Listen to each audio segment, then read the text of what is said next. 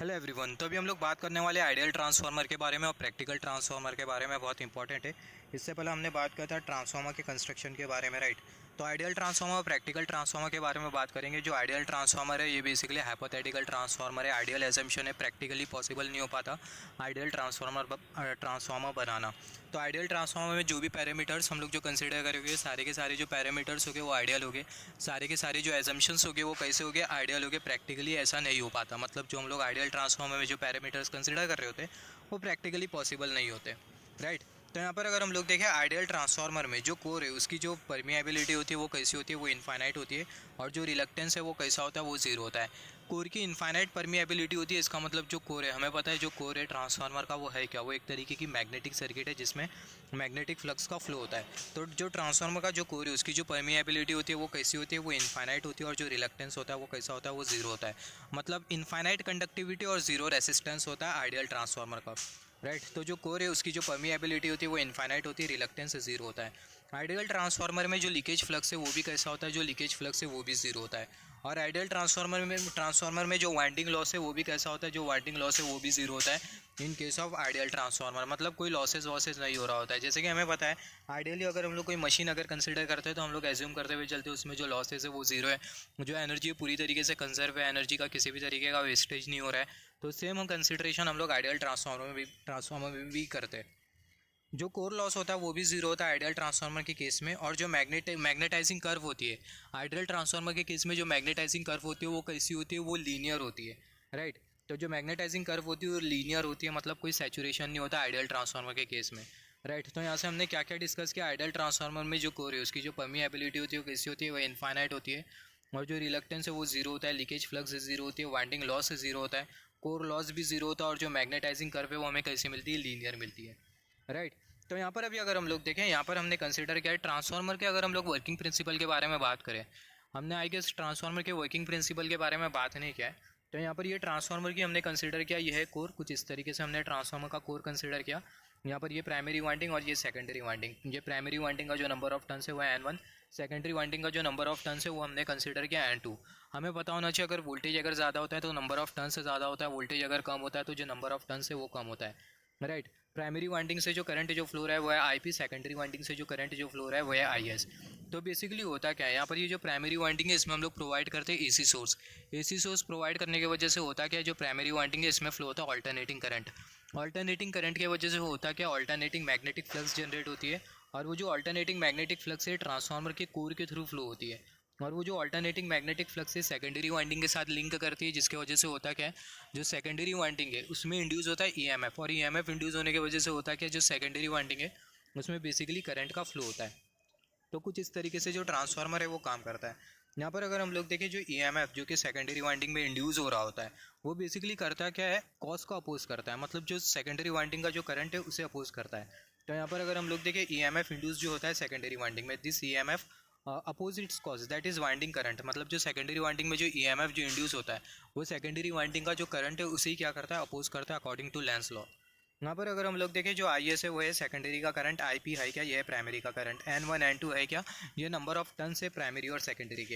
यहाँ पर अगर हम लोग देखें N1 N2 ये है क्या, number of turns of primary winding and secondary winding. जैसे कि हमने बात किया, जब ट्रांसफार्मर काम करता है तो जो सेकेंडरी वाइंडिंग है इसमें इंड्यूस होता है EMF।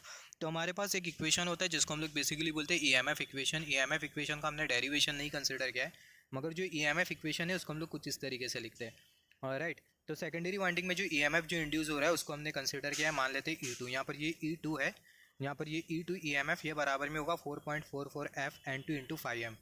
तो यहाँ से हमने क्या समझा, जो ट्रांसफार्मर की जो सेकेंडरी वाइंडिंग है उसमें जो EMF जो इंड्यूस होता है वो कौन कौन से फैक्टर के ऊपर डिपेंड करता है, और डिपेंड करता है ट्रांसफार्मर की फ्रीक्वेंसी के ऊपर, ट्रांसफार्मर की जो सेकेंडरी वाइंडिंग है उसके नंबर ऑफ टर्न्स के ऊपर डिपेंड करेगा, और जो मैग्नेटिक फ्लक्स है जो कि कोर के थ्रू फ्लो हो रही होती है उसके भी ऊपर डिपेंड करेगा, मैक्सिमम फ्लक्स डेंसिटी के ऊपर भी डिपेंड करेगा EMF जो कि सेकेंडरी वाइंडिंग में इंड्यूस हो रहा होता है। सिमिलरली अगर हम लोग सिमेट्रिकली प्राइमरी में जो EMF है उसके लिए अगर इक्वेशन कंसिडर करें सिमेट्रिकली, तो हमें ये वाला इक्वेशन मिलेगा 4.44 F N1 into 5M, right. तो यहाँ से हमने ये सीखा, जो ट्रांसफार्मर की जो सेकेंडरी वाइंडिंग है उसमें जो EMF जो इंड्यूस हो रहा होता है वो किसके ऊपर डिपेंड करता है, फ्रीक्वेंसी के ऊपर, नंबर ऑफ टर्न्स के ऊपर, और जो फ्लक्स डेंसिटी है 5M उसके ऊपर भी, मैग्नेटिक फ्लक्स के ऊपर भी डिपेंड करता है। यहाँ पर अभी अगर हम लोग देखें, अगर नंबर ऑफ़ टर्न्स अगर ज़्यादा होता है, जैसे कि हमें पता है अगर सेकेंडरी वाइंडिंग का अगर नंबर ऑफ़ टर्न्स अगर ज़्यादा होता है तो जो ट्रांसफार्मर है वो एक स्टेप अप ट्रांसफार्मर है।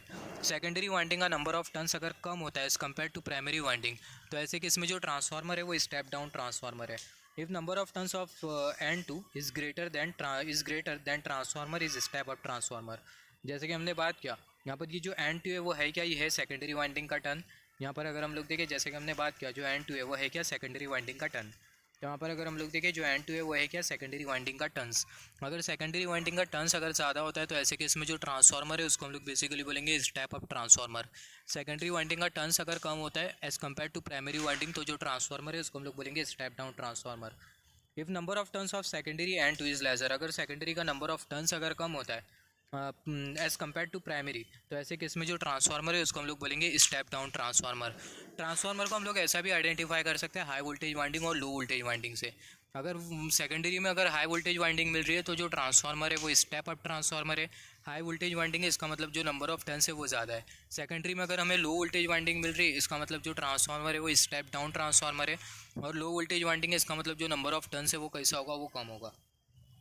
यहाँ पर अगर हम लोग देखें in transformer, ratio of induce EMF is equal to turns ratio. जैसे कि हमने बात किया था, जो ईएमएफ जो इंड्यूस होता है वो वाइंडिंग के टर्न्स के रेशियो के ऊपर भी डिपेंड करता है, वाइंडिंग टर्न्स के ऊपर भी डिपेंड करता है।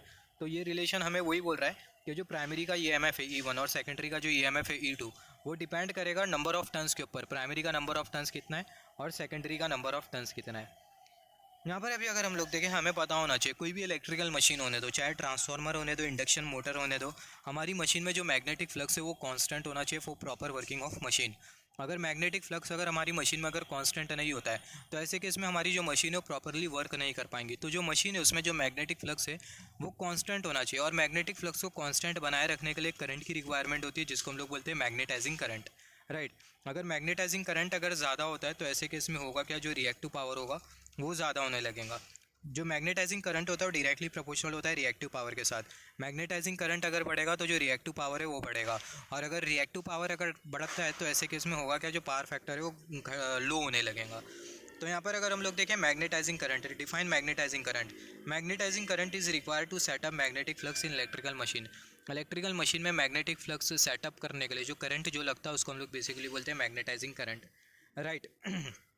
जैसे कि हमने बात किया था, जो ट्रांसफार्मर का जो वोल्टेज होता है वो किसके साथ प्रोपोर्शनल होता है, नंबर ऑफ टर्न्स के साथ। ये बहुत इंपॉर्टेंट है, ट्रांसफार्मर का जो वोल्टेज है वो नंबर ऑफ टर्न्स के साथ डायरेक्टली प्रोपोर्शनल होता है। बहुत इंपॉर्टेंट है, यहाँ से बहुत बार हमें जब हम लोग न्यूमेरिकल प्रैक्टिस करते हैं तो यहाँ से बहुत बार हमें क्वेश्चन आता है। अगर हमें टर्न्स रेशियो पता करना है तो ऐसे केस में हमें अगर वोल्टेज अगर ज़्यादा होता है और अगर हमें बोल दिया जाए, जैसे फॉर एग्जांपल सेकेंडरी का वोल्टेज ज़्यादा और हमें बोल दिया जाए सेकेंडरी का टर्न्स कितना होगा, तो सेकेंडरी के टर्न्स का कैलकुलेशन करो, तो ऐसे केस में हमें ऑलरेडी पता होता है वोल्टेज अगर ज़्यादा है तो सेकेंडरी का टर्न से ज़्यादा होगा।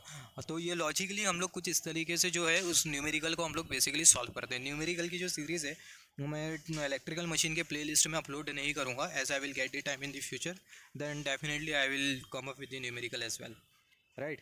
तो यहाँ पर अगर हम लोग देखें, जो वोल्टेज होता है ट्रांसफार्मर का वो डायरेक्टली प्रोपोर्शनल होता है नंबर ऑफ टर्न्स के साथ। सिमिलरली यहाँ पर अभी अगर हम लोग देखें, बात कर लेते हैं ट्रांसफॉर्मेशन रेशियो के बारे में। ट्रांसफॉर्मेशन रेशियो का मतलब क्या होता है, जो हाई वोल्टेज वाइंडिंग और जो लो वोल्टेज वाइंडिंग दोनों का जो रेशियो होता है उसी, हाई वोल्टेज और low voltage not winding, high voltage और लो वोल्टेज दोनों का जो रेशियो होता है उसी को ही हम लोग बोलते हैं ट्रांसफॉर्मेशन रेशियो।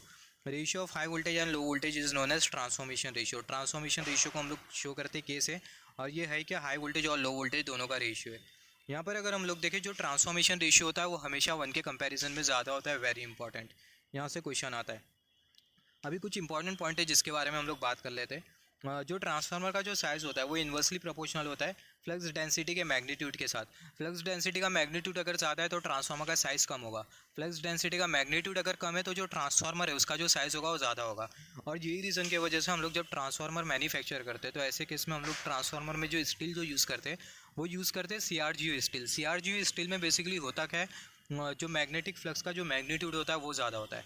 मैग्नेटिक फ्लक्स का मैग्नीट्यूड ज़्यादा होने की वजह से होता है कि ट्रांसफार्मर का जो साइज़ होता है वो कम से कम होता है, राइट। यहाँ पर अगर हम लोग देखें, CRGO steel magnitude of flux density remain high, और जो ट्रांसफार्मर का जो साइज़ होता है वो कम होता है। Therefore CRGO steel is mostly use in core manufacturing of transformer.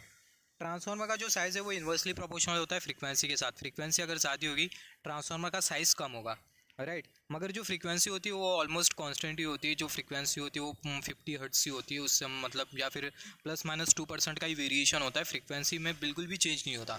Input में अगर 50 हर्ट्ज फ्रीक्वेंसी है तो आउटपुट में भी हमें 50 हर्ट्ज की फ्रीक्वेंसी मिलेंगी।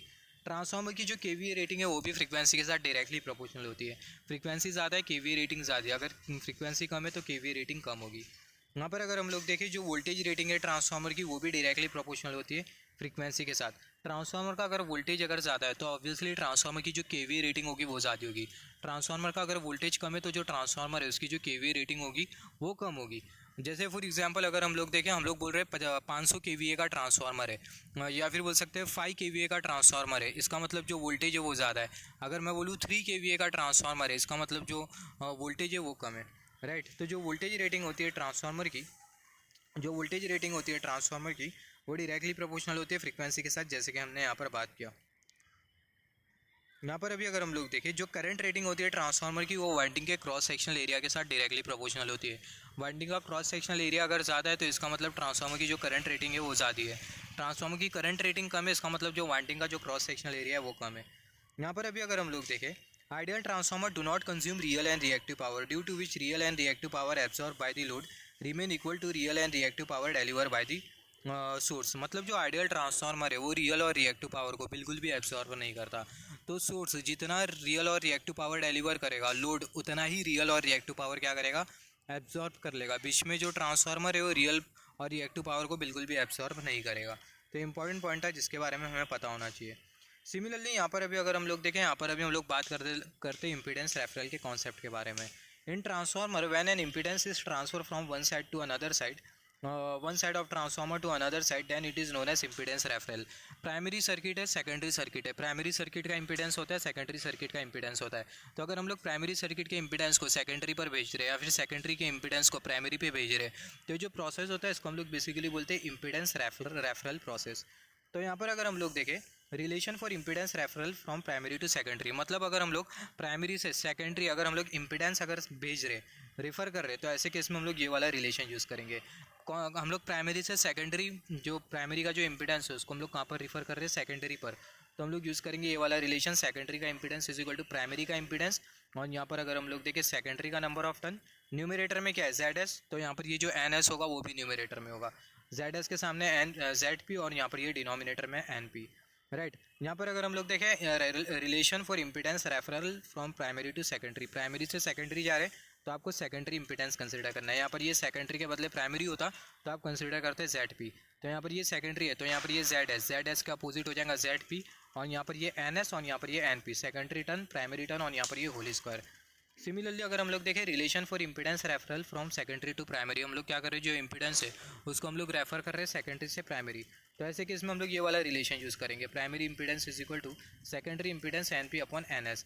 प्राइमरी हम लोग जा रहे हैं सेकेंडरी से impedance referral from secondary to primary, जो इम्पीडेंस है उसको हम लोग सेकेंडरी से प्राइमरी रिफर कर रहे हैं, तो यहाँ पर ये ZP, उसके साथ में होगा ZS, न्यूमरेटर में NP और यहाँ पर ये NS होल स्क्वायर। यहाँ पर अगर हम लोग देखें ZP प्राइमरी का इंपीडेंस, न्यूमरेटर में होगा प्राइमरी का number of turn, ZS secondary का इंपीडेंस, न्यूमरेटर में होगा सेकेंडरी का नंबर ऑफ टर्न्स। सिमिलरली यहाँ पर अभी अगर हम लोग देखें, यहाँ पर हमने बात किया आइडियल ट्रांसफार्मर के बारे में। अगर हम लोग आइडियल ट्रांसफार्मर की इक्विवेलेंट सर्किट के बारे में बात करें तो आइडियल ट्रांसफार्मर की जो इक्विवेलेंट सर्किट है वो हमें कुछ इस तरीके से मिलेंगे। यहाँ पर ये प्राइमरी टर्न, ये सेकेंडरी टर्न, प्राइमरी वोल्टेज और सेकेंडरी वोल्टेज V2।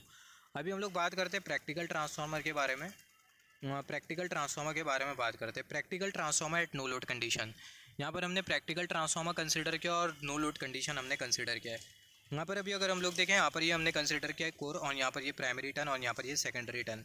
यहाँ पर अगर हम लोग देखें जो सेकेंडरी वाइंडिंग है वो ओपन सर्किटेड है, इसका मतलब जो सेकेंडरी वाइंडिंग है इसमें जो करंट होगा वो कैसा होने वाला है, जीरो होने वाला है। अगर सेकेंडरी का करंट अगर I2 होता है तो जो I2 जो करंट है वो कैसा होगा, जीरो होगा। तो प्रैक्टिकल ट्रांसफार्मर में अगर हम लोग देखें लॉसेज वॉसेज आ जाएंगे, जैसे कि हमने डिस्कस किया था आइडियल ट्रांसफार्मर में कोई लॉसेज नहीं हो रहा था, कोर लॉस जीरो था, जो कॉपर लॉस था वो जीरो था, एनर्जी पूरी तरीके से कंजर्व थी, एनर्जी का किसी भी तरीके का वेस्ट नहीं हो रहा था। मगर प्रैक्टिकल ट्रांसफार्मर में ऐसा नहीं होता। राइट। प्रैक्टिकल ट्रांसफार्मर में अगर हम लोग देखें जो परमिएबिलिटी होगी वो कैसी होने वाली है, फाइनाइट होगी, इनफाइनाइट नहीं होगी। और जो रिलक्टेंस होगा वो भी कैसा होगा, फाइनाइट होगा, इनफाइनाइट ही नहीं होगा। मतलब जो परमिएबिलिटी होगी, जैसे कि हमने बात किया था आइडियल ट्रांसफार्मर में जो परमिएबिलिटी होगी वो इनफाइनाइट होगी। परमिएबिलिटी को हम लोग किससे कंपेयर कर सकते हैं, कंडक्टिविटी से। परमिएबिलिटी इनफाइनाइट होगी, इसका मतलब infinite amount of magnetic flux आपका आइडियल ट्रांसफार्मर अपनी कोर के थ्रू फ्लो करवा सकता है, मगर प्रैक्टिकली ऐसा नहीं होता। प्रैक्टिकली जो परमिएबिलिटी होती है वो फाइनाइट होती है, जो परमिएबिलिटी होती है उसकी कुछ लिमिट होती है। सिमिलरली जो रिलक्टेंस है उसकी भी लिमिट होती है, जो रिलक्टेंस है वो भी फाइनाइट होता है प्रैक्टिकल ट्रांसफार्मर में। As transformer is working under no load condition is secondary winding current remain zero. जैसे कि मैंने बात किया, जो ट्रांसफार्मर है वो नो लोड कंडीशन पर काम कर रहा है, तो इसका जो सेकेंडरी वाइंडिंग करंट होगा वो कैसा होगा, वो जीरो होगा। यहाँ पर अगर हम लोग देखें, in practical transformer small amount of current is required to generate flux and this current is known as magnetizing current shown by I mu and magnetizing current note that magnetizing current always depend on permeability। Practical transformer के case में flux बनाने के लिए हमें magnetising current की requirement होगी, right. और ये जो मैग्नेटाइजिंग करंट है वो किसके ऊपर डिपेंड करता है, परमिएबिलिटी के ऊपर। और हमने बात भी किया है कि जो मैग्नेटाइजिंग करंट है वो प्रोपोर्शनल होता है रिएक्टिव पावर के साथ। मैग्नेटाइजिंग करंट बढ़ेगा, रिएक्टिव पावर बढ़ेगा। रिएक्टिव पावर अगर बढ़ता है तो जो पावर फैक्टर है वो गिरेगा।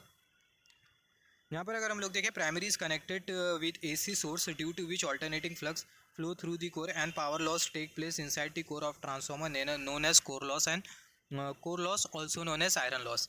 यहाँ पर जैसे कि हमने बात किया, यहाँ पर अगर हम लोग देखें, जो प्राइमरी है वो एसी सोर्स के साथ कनेक्टेड है। प्राइमरी एसी सोर्स के साथ कनेक्टेड है, जिसके वजह से होगा क्या, जो प्राइमरी है इसके थ्रू फ्लो होगा ऑल्टरनेटिंग करंट।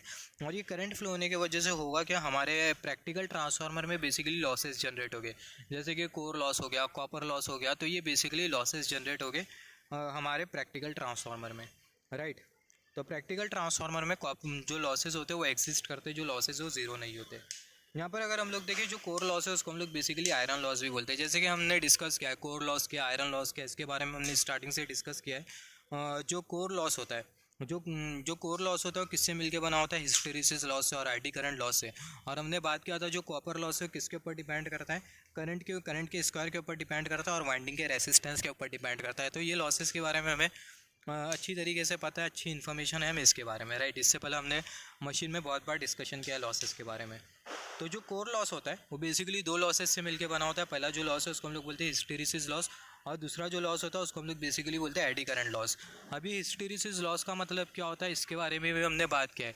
हिस्टेरिसिस लॉस में बेसिकली होता है क्या, जो मैग्नेटिक डोमेन होते हैं, जैसे कि हमें पता है कोई भी जो मैग्नेटिक मटेरियल होता है उसमें क्या होता है, मैग्नेटिक डोमेन होते हैं। और वो जो मैग्नेटिक डोमेन होते हैं वो अल्टरनेटिंग करंट की वजह से अपनी जो ओरिएंटेशन होते हैं उसको बार बार चेंज कर रहे होते हैं, जिसके वजह से होता क्या है, ओरिएंटेशन चेंज की वजह से होता क्या है, फ्रिक्शन एक्ट करने लगता है मैग्नेटिक डोमेन के बीच में, और वो फ्रिक्शन की वजह से बनता है लॉस।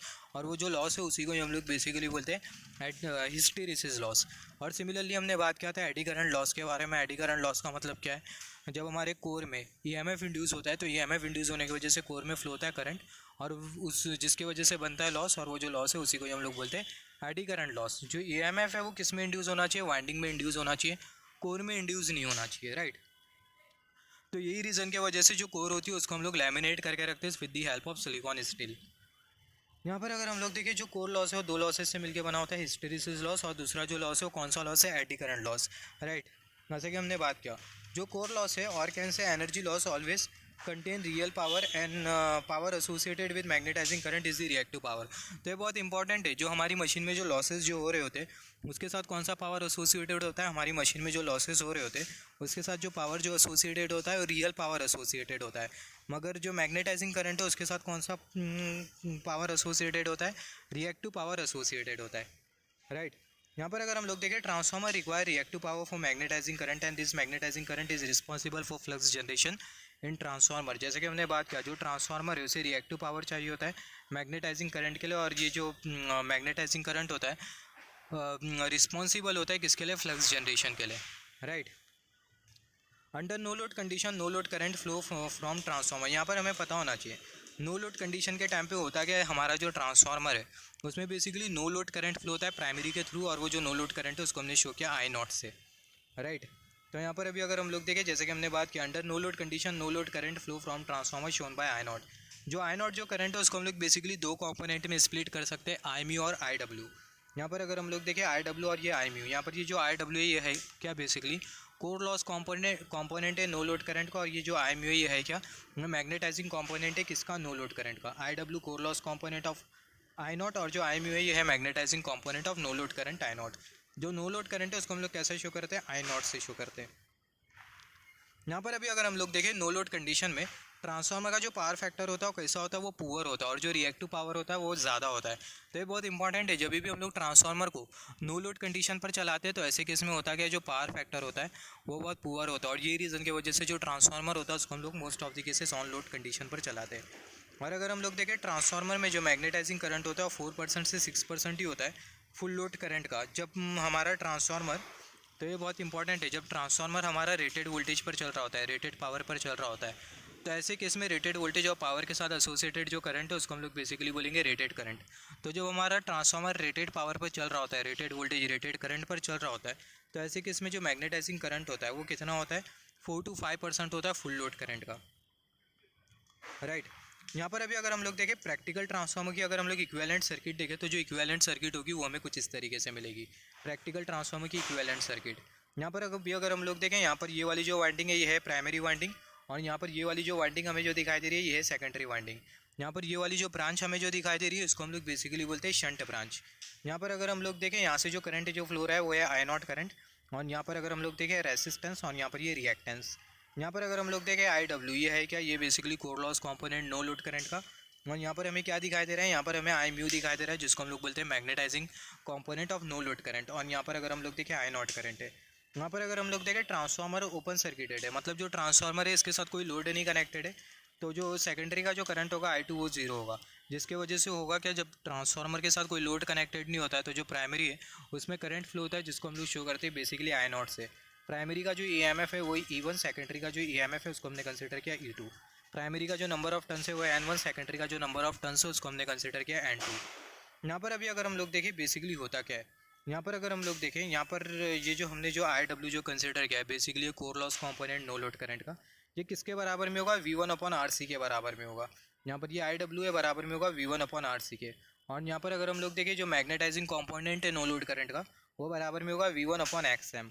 जो RC है वो है क्या, ये एक बेसिकली कोर लॉस इंडिकेट कर रहा है, और जो XM है ये हमें इंडिकेट कर रहा है मैग्नेटाइजेशन, राइट। सिमिलरली अगर हम लोग आगे देखें, यहाँ पर अभी अगर हम लोग आगे देखें, जैसे कि हमने बात किया था ये बहुत इंपॉर्टेंट है, जो मैग्नेटाइजिंग करंट और जो रिएक्टिव पावर है दोनों एक दूसरे के साथ, तो हमने बात किया था ये दोनों एक दूसरे के साथ डायरेक्टली प्रोपोर्शनल होते हैं। अगर मैग्नेटाइजिंग करंट अगर इंक्रीज़ हो रहा है तो इसका मतलब रिएक्टिव पावर इंक्रीज़ होगा, रिएक्टिव पावर अगर इंक्रीज़ होगा तो ऐसे केस में जो ट्रांसफार्मर का जो पावर फैक्टर है वो मतलब लो होने लगेगा। जैसे कि हमने बात किया था जो पावर फैक्टर होता है वो इन्वर्सली प्रोपोर्शनल होता है रिएक्टिव पावर के साथ, तो ये बहुत इंपॉर्टेंट है, जो पावर फैक्टर है वो इन्वर्सली प्रोपोर्शनल होता है रिएक्टिव पावर के साथ, राइट। तो यहाँ पर अभी अगर हम लोग देखें, यहाँ पर तो हमने बात किया था transformer under no load condition, practical transformer under no load condition. जब हम लोग प्रैक्टिकल ट्रांसफार्मर के साथ लोड कनेक्ट करते थे तो ऐसे केस में होता क्या है, यहाँ पर अभी अगर हम लोग देखें, जब हम लोग प्रैक्टिकल ट्रांसफार्मर, यहाँ पर बहुत अच्छे क्लियर है, यहाँ पर ये प्राइमरी वाइंडिंग का टर्न और यहाँ पर ये सेकेंडरी वाइंडिंग का टर्न, प्राइमरी के साथ AC सोर्स कनेक्टेड है, और यहाँ पर अगर हम लोग देखें सेकेंडरी के साथ हमने कुछ इस तरीके से लगा दिया लोड। तो जो हम लोग सेकेंडरी वाइंडिंग के साथ लोड लगा देते तो ऐसे केस में होता है कि हमारा जो ट्रांसफार्मर है वो ऑन लोड कंडीशन में आ जाता है। तो जब ट्रांसफार्मर हमारा लोडेड कंडीशन में होता है तो ऐसे केस में बेसिकली होता क्या है, जब ट्रांसफार्मर लोडेड कंडीशन में होगा तो जो सेकेंडरी का जो करंट है I2 वो नॉन जीरो होगा, सेकेंडरी का करंट एग्जिस्ट करेगा, जिसके वजह से होगा क्या, सेकेंडरी करंट के वजह से बनेगी सेकेंडरी की फ्लक्स, राइट। और ये जो सेकेंडरी की जो फ्लक्स है वो क्या करेगी, मेन फ्लक्स को अपोज करेगी, जिसके वजह से होगा क्या, हमारे ओवरऑल ट्रांसफार्मर में जो मैग्नेटिक फ्लक्स का जो मैग्नीट्यूड होगा वो डिक्रीज़ करने लगेगा। और हमने बात किया था जो फ्लक्स का जो मैग्नीट्यूड है वो कैसा होना चाहिए, कांस्टेंट होना चाहिए, फ्लक्स का जो मैग्नीट्यूड है वो डिक्रीज़ नहीं करना चाहिए। तो ट्रांसफार्मर में जो फ्लक्स का जो मैग्नीट्यूड है वो डिक्रीज़ करने लगेगा, और पूरे ट्रांसफार्मर में जो फ्लक्स है उसे कांस्टेंट रखवाने के लिए हम लोग क्या करते हैं, प्राइमरी में करंट इंड्यूस करवाते हैं, जिसको हम लोग बेसिकली बोलते हैं काउंटर बैलेंस करंट।